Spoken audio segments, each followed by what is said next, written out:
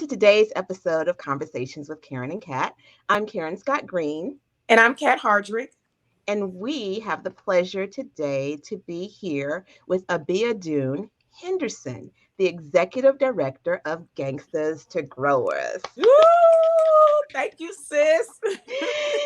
Now, it really is our pleasure to talk to you because we love to talk to people who are on the ground doing the work.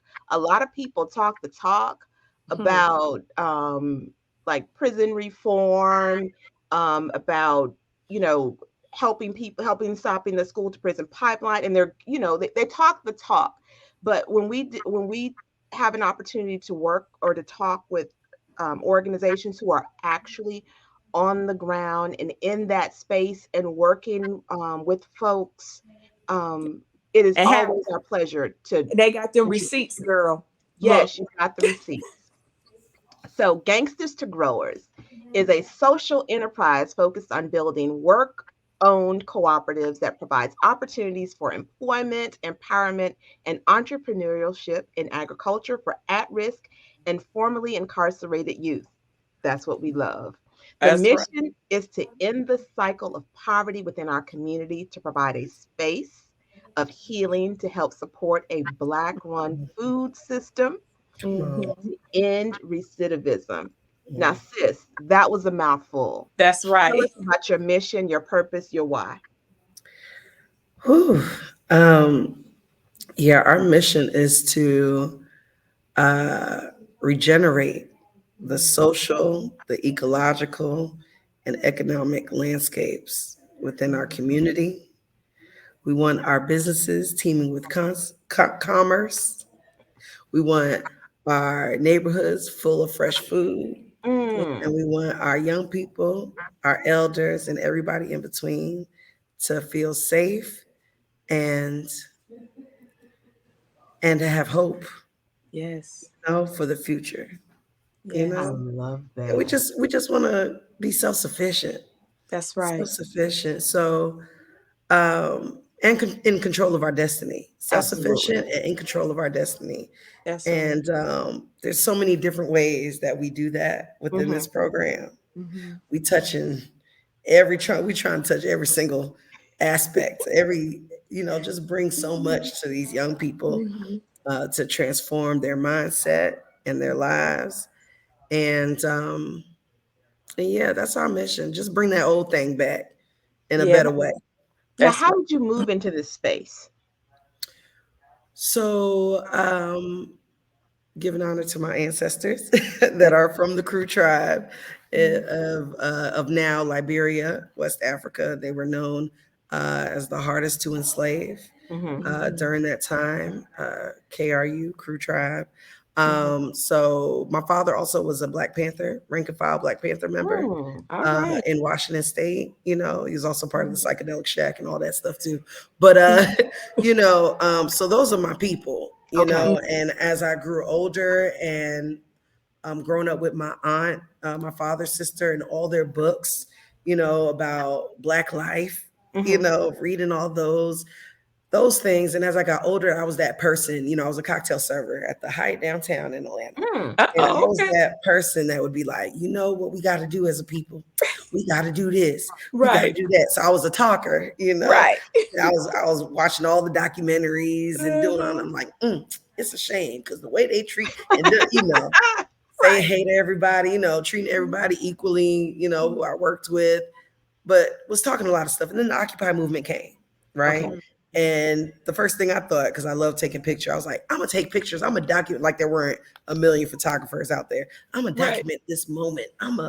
And I ended up meeting someone. Everything was just happenstance, whatever that word is, right? I met somebody at the airport that knew union organizers that were doing something in California. I flew out there, missed the whole thing, but found a flyer about Occupy Congress, where all the Occupy movements meet together in February 2012. I went there on my own. I was taking pictures and met these brothers with tattoos on their face and looking real, and I was like, and they were running the food tent that was feeding people. You know how Occupy was. People were occupying parks and all that stuff. And they were in the It's like, yeah, we need brothers like you in Atlanta that are doing work and y'all looking the way y'all look. And da, da, da. So they were like, we got somebody for you to meet. And I met Malik Rasan from Occupy the Hood. Okay. Everything that brother was, he was also from New York. I'm from Brooklyn. Okay. And he was like, yeah, food first. And he was like, forget this stuff about sleeping in parks, create programs in your community. Right. And from the Start where you are. Where you are. And from the documentaries that I was watching, that sounded like the Panthers to me, you know. I was when you said your father was a Panther, and I was like, what a full circle, because the Panthers had feeding programs back in the 70s and the 60s. A lot of people aren't aware of that. A lot of younger people, I should say, aren't aware of that. Well, I met an adult that said they thought that the Black Panthers was a negative program. And I said, wow, so many people believe the narrative of the oppressive message to say, stay away from the Black Panthers the Black Panthers, when they were there to protect and uplift our communities. So yeah, girl, you are full circle, but a lot of people didn't know all the good that Black Panthers have done. That part. And I was like, okay, I'm down with creating programs in my. So I went back to Atlanta, joined up with some Occupy the Hood folks, and you know, a sister from Philly, Occupy the Hood, Philly, moved down with me, and we just started working. We put a garden on my block. Didn't know how to grow food for real, but Muslim brother up the street, he came and taught us a few things. We put some fruit trees there.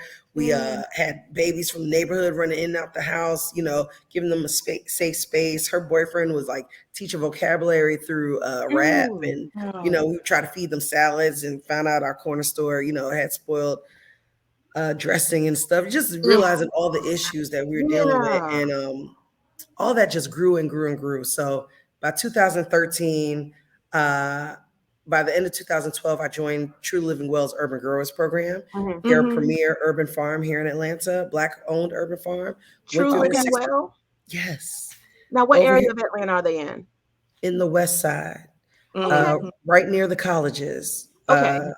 Yep. In the West End, at West End, Ashu Heights neighborhood. Okay. This is when they were in the old Fourth Ward, and I ended up taking over the community garden that was a few blocks away from me. That was kind of defunct. We started a camp, a free camp that lasted 3 years for middle school and high schoolers. We always did it at the very end, right before school started, to get them through. You know, free 99. Free 99. How did you manage that? I'll tell you, that first one was a week long, and the Bahai Community, we had a community member that was part of the Bahai Community. They raised a little money so we could have it at the Outdoor Activity Center. Nice. The next year was 2 weeks long, and it was done in Miss Pat's house. All the babies used to come. So we used to cook food together, make the sandwiches together. We just brought our own money, you know, whatever we had. Wow. Okay. That's really grassroots. Y'all got it going on. Now that's servant leadership. You see the need and you jump right into it and do it. Yeah, and I still worked as a server, a waitress. I didn't know nothing about nonprofit, nothing. Right? I'm just going off of what I've watched in documentaries and what I read. We gonna make it do what it do, Mo. Right. You know? Right. The way Black people, where Black women live. I don't have grants is great, but I got a need right now. We can fill out the grant applications and all of that, but there's a need right now. Open up your pocketbook. Open up your you know, let's do what we got to do. Look, the last year was 4 weeks long. We operate out of 3 different churches. One church served them breakfast. One church served lunch. One church had the programming. We had parents being crossing guards. Like, it was growing until gentrifiers and all that wanted a piece, because it's a very popular neighborhood called Westview here in Atlanta on the west side, right near the West End. And I learned a lot. We're going to write a book one day. The West End. There were Black folks you couldn't get to move into West End when I came here in 94. Like, everybody here now. Right. Yeah. So we can't afford to be over there. No, 2016 is when it happened. 2016 is when a real estate agent who was part of the community organization and the board, who was in charge of code enforcement on that board, and a real estate agent, Anyway, she sold a house for $265,000 on my old block. And that was the start. And that was it. That was now, you got 700,000, whatever in that neighborhood. And Slutty Vegan is over there. Like, Anyway, so I took all my learnings because mind you, I'd done several different things. I was working with all different groups, trying to figure out what's what, what should I be doing? And, I used to rock with Black folks, real militant Black folks who would feed the people, and everybody be standing behind the table, being the cool kids, and all the folks in need of food would be on that side. And I'm just looking. So I'd go out there and talk to folks and stuff. And I was like, this feels empty, So we used to do peace parties in Bankhead, and feed people, provide political education with my Willie Davis doing Know Your Rights training. We used to, watch the movie by Melvin Van Peebles called Black Panther. We used to show that. We used to do a lot of political education. And we even had with that community, just from us putting in on that community, Chapel Forces apartment complex, they ended up having to sit in at the mayor's office that year. This was 2012, because I was starting the urban. 2012, they had to sit in at the mayor's office. Anyway, I learned a lot through this organizing, and realized from that experience, from the gentrifying experience of Westview, and working with unions in my own workplace at the airport, we were unionizing people, and realizing that I was working at this fine dining restaurant called Echo, which is popular in the city in Midtown. They have one in the airport. The cooks were being paid $1 less than what they were supposed to be paid. Wow. Because they weren't union members, and they didn't see the handbook. So all this stuff, Fight for 15, all this stuff informed me. Seeing farmers not able to sell all their food and stuff going into compost, because they don't have no labor, right? So all this stuff, 2016, I was like, Gangstas to Growers. I thought I found the name from somewhere. I kept looking it up. I was like, Gangstas to Growers, where I get that name from? But I guess, Ron Finley with his Gangsta Gardener and all this stuff. And I was just like, Gangstas to Growers. So right now, after a 1-month program, 2 3-month programs, and 2 6-month programs, I don't know. I'll keep talking, y'all. If y'all keep going,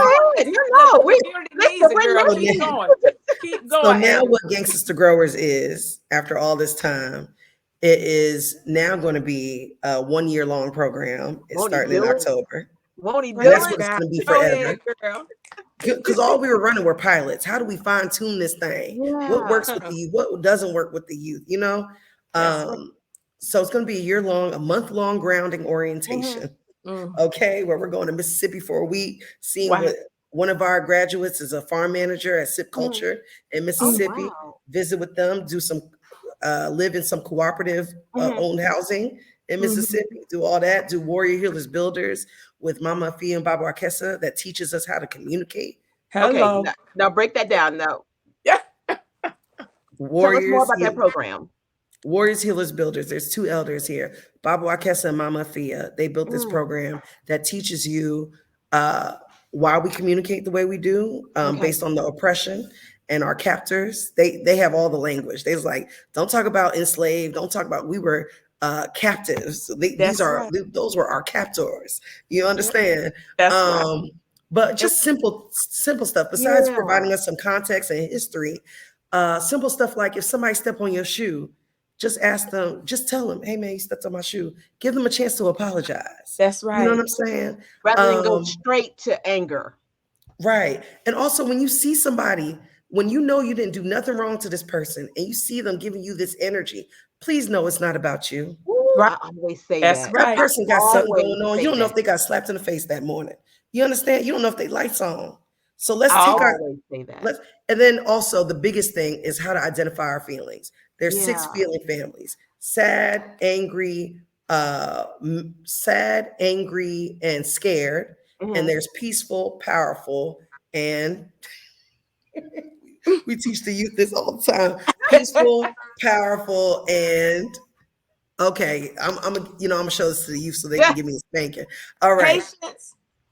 You're right. Peaceful, powerful, and excited, right? Excited. Okay. So basically, telling them, like, when you feeling mad, search deeper to see if you scared or sad. Mm-hmm. Scared about something that's going to happen in the future, sad about something that happened in your past. And if you are mad, then it's something that happened to you just now in the present. Yeah. And you need to address it right now. Don't hold on to nothing. So I mean, because that's a lot of times you'll be mad at something that happened a few minutes ago, and then if I engage with one of y'all, I'm pushing that anger on you, and you ain't even do anything. You don't deserve it. Yeah. But we as adults do that, so we need to teach these young people how to catch it early, so then they don't go from anger to a gun.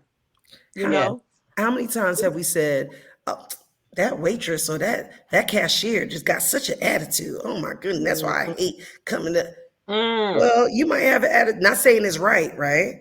But you might have an attitude too if you make it $7, $8, $9 an hour, and you gotta, So let's have more empathy. That's right. When I go someplace, please, and the server or the cashier or the person who I'm interacting with is meeting me with an energy that I didn't bring to them, I'm like, okay, then I'm syrupy nice. Yeah. How was your day today? Girl, look at their name on their badge. Hey, Kat, how you doing today? You having a good day? Yeah. And sometimes it shifts the atmosphere. Just yesterday, me and my friend took this young man. He's the only Black person in the restaurant that was working there. Yes. All the other servers walking around like, hey, he the one zipping around. And I'm going, yeah, why he have 25 tables and the other people have one? And so he was like, I just can't take it. And me and my friend asked, can he come outside, ask his manager, and we prayed for him. Come on. Pray. He literally broke down in the parking lot. He's like, I don't even want to be here, but I have to have a job to help my family.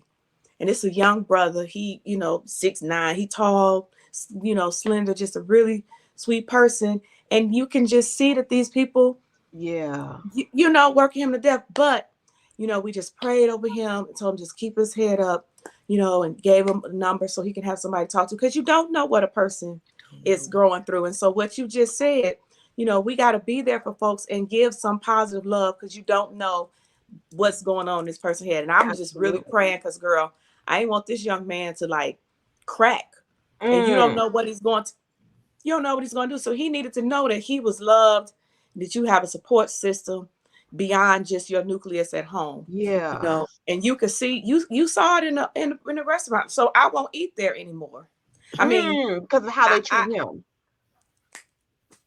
And somebody was telling me about it to come, like, oh, they serve good food, you should try this place. No. I wish we could find him a place to stay. I mean, another job. Better place to job. Another place to job. You need to go to a hotel. Look, I know the server jobs. You go find out, or to a hotel, because you can join a union. And you're right. Like, just I want us, if you don't do no activism, if you don't have time for nothing else, just say, hey, brother, hey, sister, give a compliment. There's something I do all the time. When I see young people, teenagers or younger by themselves, I say, we love you. We love you. And please keep safe. We need you. Keep yourself safe, please.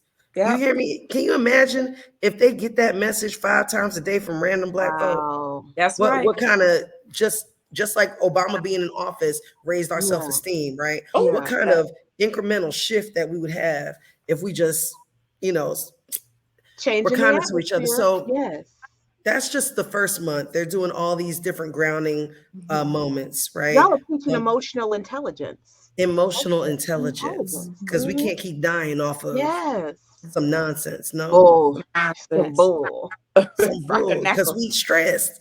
I stop all arguments. Anyway, I'll be in everybody's business, but I get away with that because I look like this. I'm 40, but I look like a little, right, chair. So I just, don't you okay? I'm like, girl, don't be yelling on that phone. We get heart disease. They're like, you right. It's like, thank you. I'm like, yes, just especially women, we got that power. We got that power to disrupt a lot of nonsense. Okay. But which takes a lot of energy. The power of life and death lies on your tongue. You That's can it. either speak life into someone or into a situation, or you can inflame it and blow it all up. Yeah, It's our decision. What you gonna do with this?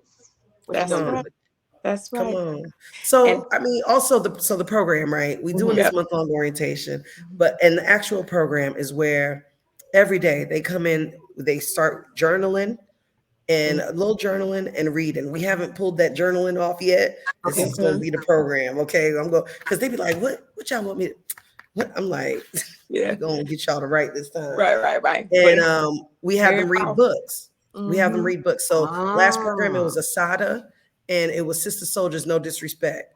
okay. This year we're gonna read those are gonna be our custom books because Okay. great Yep. discussions came out of those. Okay, Mhm. chronicalizing that crack era. So we could talk Mm. about, so they could understand why their community looks the way. And then Malcolm X and Fred Hampton. Fred Hampton Oh, was a supreme young organizer at the age of Yeah. 21. So I want them to dig into that. We showed them videos. We didn't get to read the book. But anyway, then they do yoga. We got mm. 3 different Black yogis that come throughout the week. Mhm. On Mondays and Fridays, we got classes. So weekly, and then bi-monthly classes every other week, right? So parenting, Black history starting in Africa, political Mhm. education, past movements and how and local government knowledge. Wow. A boxing, physical fitness class every Mhm. week. A herbalist comes every week. Nutritional cooking on Wednesdays. So half of the time it's vegan chefs, the other half, our other folks that cook everything. Yeah. Um, Emergency prep, learn how to build shelter, purify water, stop the bleed. That's Mm. a really great program where, sometimes the ambulance takes too long. It's statistics show people are dying off of gunshot wounds because the Mm. ambulance takes. So how do you Too stop the long. bleed? How do you, Yeah. rip up? Okay. Group Yep. therapy every week. Oh wow. Financial literacy. They have a financial coach comes every other week. Environmental responsibility weekly. Uh, Cooperative development, business development, and a writing class, So right? Wow. these are some powerful lessons. Girl, this is off the chain, isn't it? We don't have And no that's what we choice. need. And that's what we need. We That's don't have no exactly what we need. And times of the essence. And we built this so that other black folks are all different ideologies. Mhm. Because I don't play that game. that's right. There's hoteps, there's Muslim folks, there's some atheists, there's Christians, there's folks that are Yeah. LGBTQIA community. Like this is a spot for all of us to come put down with this demographic. Your Okay. umbrella is inclusive. It's inclusive as long as you're knowledgeable, Mhm. about what you're passionate about. You Yeah, got yeah, that knowledge and that passion, teach it to the young people. So the other 2 days, we 2 other days we work and learn on Black owned farms, and Uh-huh. then that last day we make the hot sauce.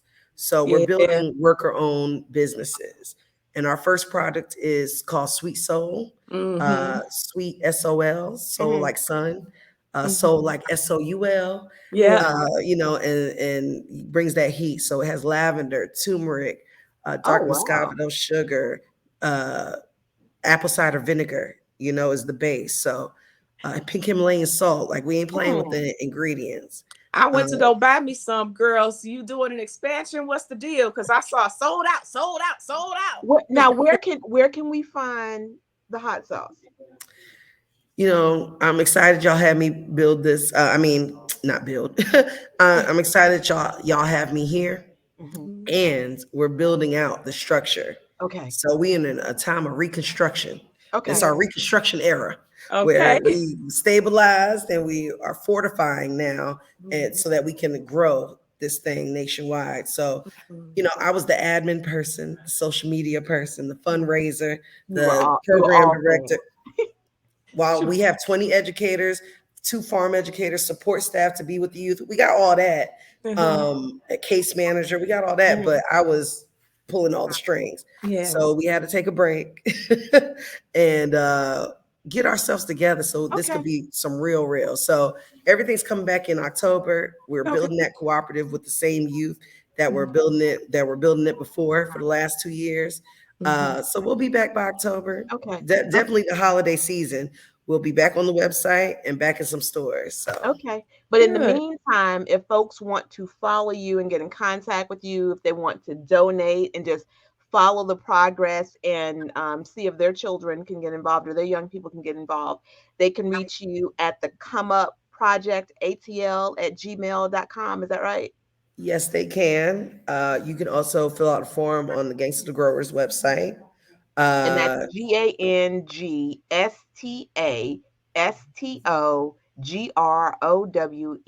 GANGSTASTOGROWERS.com. Gangstas to growers.com. yes, indeed. So, in August, we'll be rolling out recruiting for our next Mhm. program. We Okay. also just, if a youth gets kicked out of the program or dismissed, is what we say, Mhm. because of lateness or any other problem, they can always come back. Oh, Okay. good. It Good. is There never, is we some ain't never throw, forgiveness. You're yeah, not we throwing never throw anybody away. nobody away, That's right. because they need to understand that it's you. That's You right. have to shift what's going on.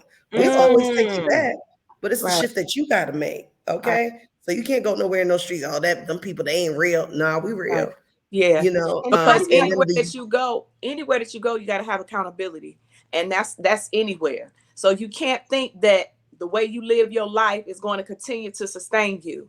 You have to have structure and you have to have organization. And when you building something, you're going to be accountable to yourself, to your clients, to your team, the whole nine. So that's very good that not only you say you ain't ready, y'all got to go, but when you get ready, your spot waiting on you.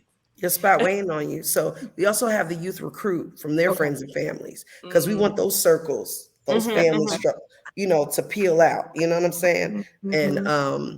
and it's a special program. It is a privilege to be part of this. We take you Yes. on trips. We're there in Florida, swimming with sharks in clear blue Mm. water, go on speedboats. Wow. We taking them to conferences all over, National Black Food Justice Alliance Conference, the Black Urban Gardeners, Growers Conference, Bugs Conference, Georgia Organics, the co-op conferences. So you're staying in hotels. You're able to do what you should be able to do from the get-go anyway. Right. Um, but whether it's an all black space, a white space, don't nobody look like them, when Mhm. we show up on the scene. And everybody's happy to have them too. Yes. So we just want them to understand this is a very special, special Mhm. thing, because there's community looking out for you now. You got Yeah. people that are doing things all over the city that you can have access to. So Mhm. So let are me you, two can I things. say this? Go ahead. Go Our ahead. youth from the last class, Mhm. they created Kwanzaa, a cooperative that they're still developing the cooperative part of it, but Mhm. they're getting $25,000 from Wholesome Wave, Georgia to do garden What? projects. Oh, wow. Go Okay. ahead. And I ain't touching none of that Congratulations. money. That don't got nothing to do with us. That's what Yeah. y'all decided to keep on farming, to keep on helping people grow food. This is what you deserve. So Amen. that's what we building. That's right. Congratulations. Yeah. Say them again now. Let's shout them out, girl, because we got to highlight Yes. these young people. Say it again. Kwanzaa. I should have put the social up, but it's KWANZOPP. Kwanzaa on Instagram, and it's Okay. three of our graduates, Dallas, Travion, and Ajante. Go They out ahead. there doing their thing. Go So you ahead. can still send me that information, and by the time we post this episode, we can have it on our social media and on our platforms when we post it, so they can have Absolutely. that information. So I had two questions. One, um, how do you identify the youth that are in your program? And then secondly, is there a cost to the youth or the families?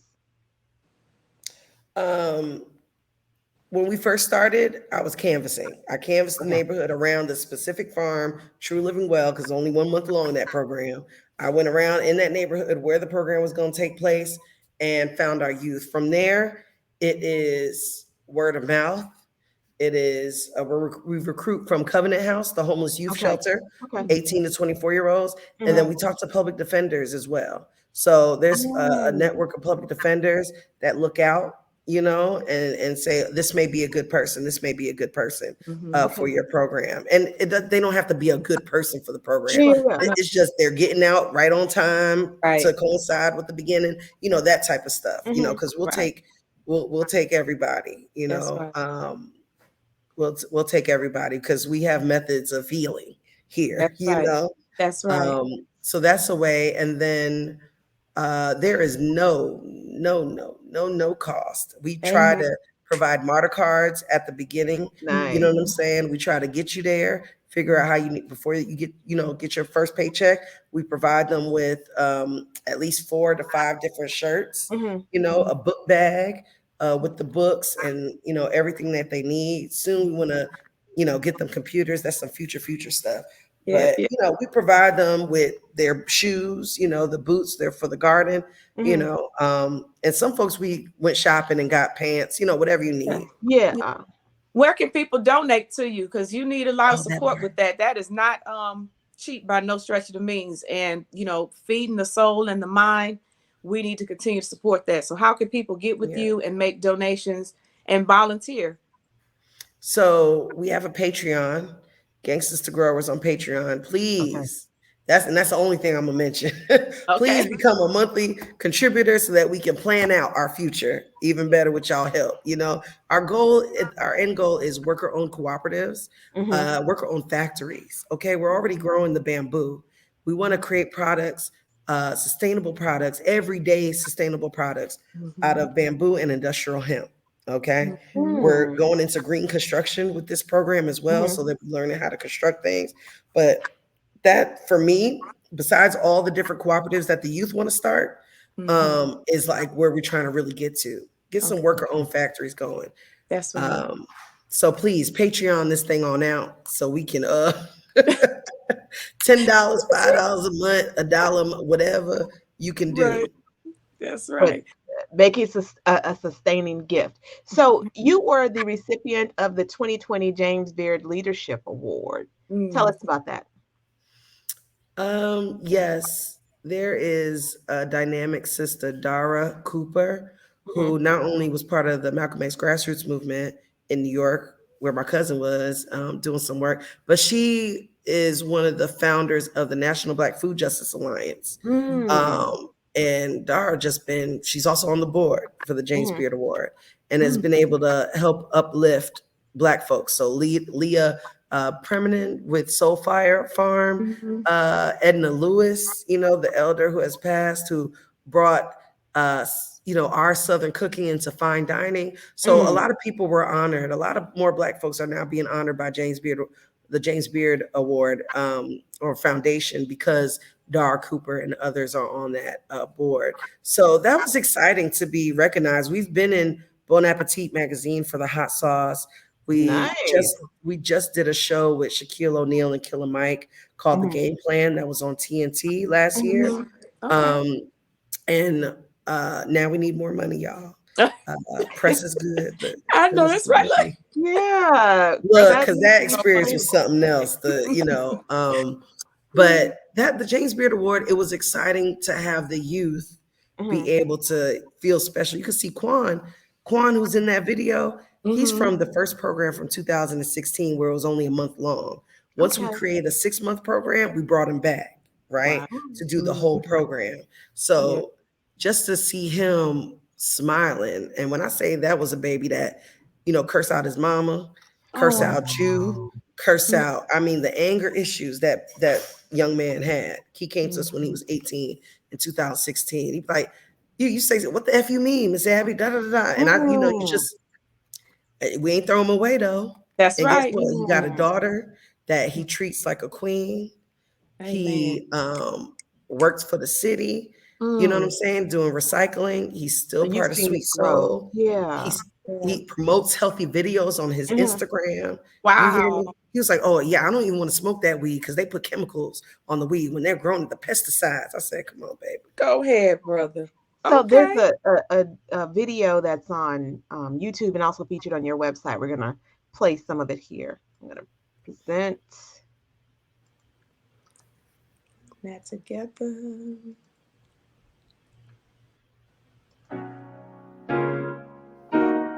The truest form of freedom is being able to sustain yourself. It's a part of our culture. For me, this is the birthright, and this is ultimately freedom.